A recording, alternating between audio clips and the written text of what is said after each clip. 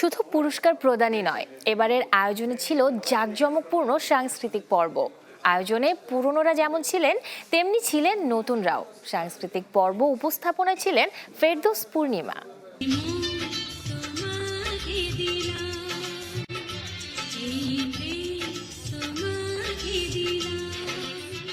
দীর্ঘ ক্যারিয়ারে চলচ্চিত্রে একসাথে দেখা না গেলেও চলচ্চিত্রের আয়োজনে এক মঞ্চে হাজির হয়েছেন তারা। জাতীয় চলচ্চিত্র পুরস্কারে প্রথমবার একই মঞ্চে পারফর্ম করলেন রোজিনা, অরুণ বিশ্বাস ও নতুন।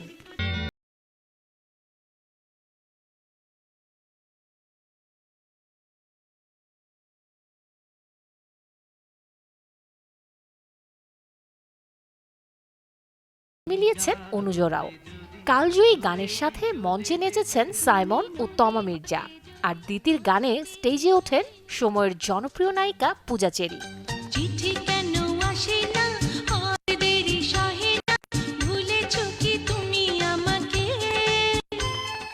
জুটি বেঁধে নেচেছেন ইমন ও দিঘিও।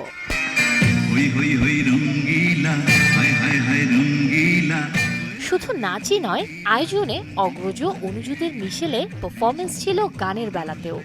একসাথে মঞ্চে উঠেছিলেন কিংবদন্তি জুটি রফিকুল আলম, আবিদা সুলতানা।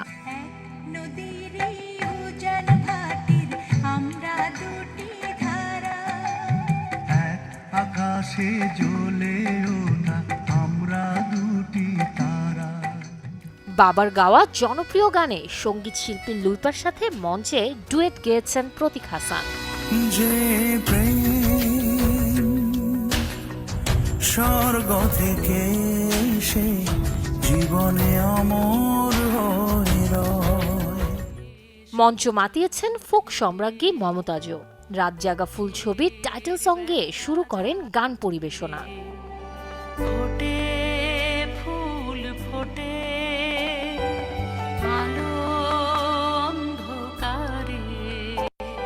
এবারের আয়োজনের সাংস্কৃতিক পর্বটি উপস্থাপনায় ছিলেন ফেরদৌস পূর্ণিমা জুটি। শুরুতেই দুজনে সাজু খাদেম ও চঞ্চল চৌধুরীর সাথে মেতে ওঠেন হাস্যরসাত্মক খুনসুটিতে। আপনার তো আরো পরে আসার কথা ছিল। কাবাবে হাত দিতে আসছে মানে হচ্ছে যে বেশি পরে আসছে দর্শক থাকে না, দর্শক দেখবে না।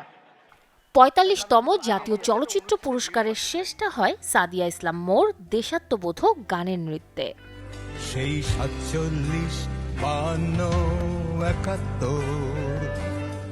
শাহরিন জেবিন, চ্যানেল 24।